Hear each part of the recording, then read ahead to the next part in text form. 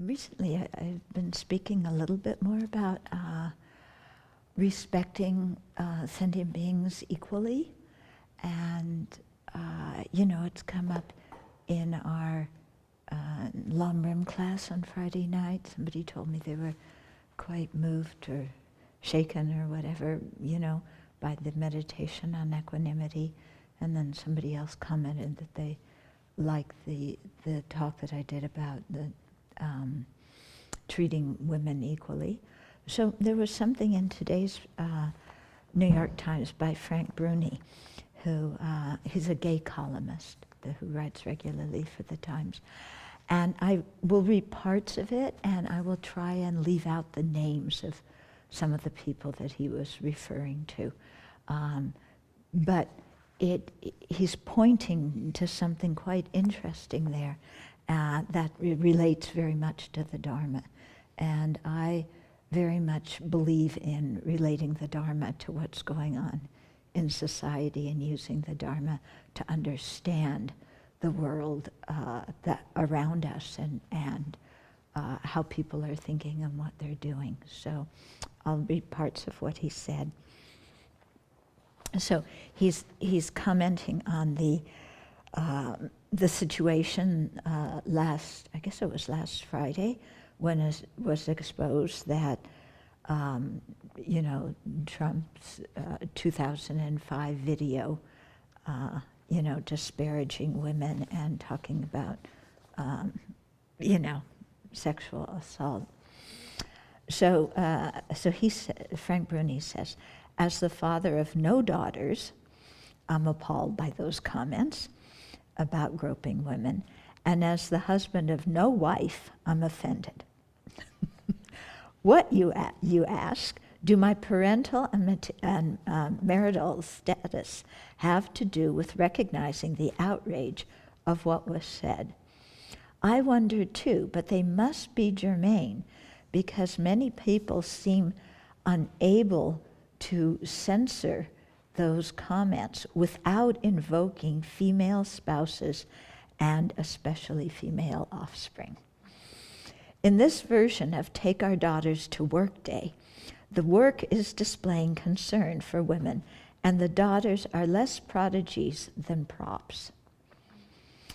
Okay, so Mitch McConnell used a written statement of displeasure about the comments to identify himself as the father of 3 daughters. And Mike Pence said as a husband and father who has a son and 2 daughters, that he disagreed with the remarks. And Jeb Bush tweeted that he was the grandfather of 2 precious girls. And in a debate on Monday night, John McCain referred to his daughters. So the point is, everybody's referring to their daughters and sometimes to their wives to say that they disagree with this, and they find repugnant the comment about groping women. Sometimes sons were mentioned, and sometimes female politicians did the mentioning. But the pattern of husbands standing up for wives and fathers looking out for daughters was the most noticeable and the most discordant. Okay. It cast men in the role of protectors and carried a stronger whiff of chivalry than of equality. Yeah? It also defined women in terms of men and caring about them in terms of their places in men's family. Yeah? So the men are protected. They find these remarks offensive because they are protecting their wives and their daughters. So the men have this function of protection. The girls, the women, belong to them somehow, and they're being chivalrous in making sure they're safe. But these are the women in their own family. Yeah, the women in their own family. Okay, so he continued. In much of this, there was the familiar insinuation that parenthood is a singularly sensitizing, enlightening circumstance giving someone a special stake in a more just world. But doesn't the person who made the remarks himself contradict that?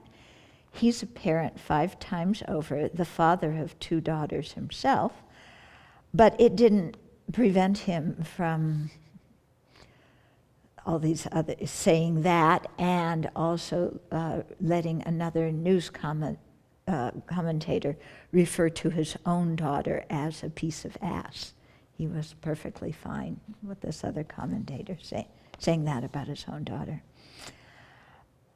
So the thing is that many of these Congress people who are now citing themselves as parents and daughters have parents of daughters and husbands and wives have in fact voted against legislation that equalizes the playing field for women in the workforce. They voted against legislation for insurance coverage for mammograms and medical privacy for rape victims. They've voted for suspending funding for Planned Parenthood. Yeah, even though the Planned Parenthood doesn't just do abortions, it does many women's health care issues that have nothing to do with abortion. So what do the women in these Congress people's lives have to say about those votes? So there's something off-key when lawmakers, Republicans or Democrats, describe the importance of an issue in accordance with its relevance to the people closest to them and its proximity to their doorstep. He's getting to his point here. Or when they present their descendants as the best proof of their investment in the future. The message of that is antithetical to public service and political leadership, which are ideally about representing kin and strangers alike, casting the widest possible net of compassion and letting common values, not personal interests, be the compass. So this is where it ties in with the Dharma. Yeah, because when we do the equanimity meditation and then later use it as the basis for developing heartwarming love, and great compassion, we do it to overcome this favoritism towards the people who are related to us, the people who look like us, the people we know, and we do it to knock down that and knock down the prejudice against people we don't know, who we disagree with, who don't look like us, who aren't related to us, and instead develop a compassion and a caring that spreads equally for all living beings, simply because they exist. And that's what he's coming down to in saying that, that as a leader in the legislature, in any public service office, someone should ideally have that kind of equanimity and compassion towards everybody. Yeah, we're not in public service office, but we need that too. We're in a monastery, which is a replica of other institutions and societies. So we need that same kind of mind too, to look at everybody amongst us, everybody who comes here, everybody in the broader world and society as a living being who wants to be happy and not suffer, and deserving of that, whether they are related to us, whether we like them or not. So Bruni continues, my principles are clear. No human being, woman or man, should be regarded as a conquest or an amusement with a will subservient to someone else's. I object to that not as the brother of 3 admirable siblings, including a sister, not as the son of 2 extraordinary parents, including a mother, not as the son of many talented nieces and nephews, not as the partner of a wonderful man, and not as a friend to brilliant men and women whose welfare matters greatly to me. I object to this as the citizen of a civilized society. I object to it because it threatens the people I don't know as well as the people I do. I object to it because it's wrong. Okay? So this is Dharma, isn't it? You know? And he's getting at exactly what we want to be doing in our own practice. Yeah? Sticking, having very clear values that we live according to, that we don't renegotiate when we can get something good out of it, and that we really care equally for all sentient beings, no matter who they are. So it takes a lot of meditation and a lot of inner strength to go beyond our very habituated attachment, anger, and apathy.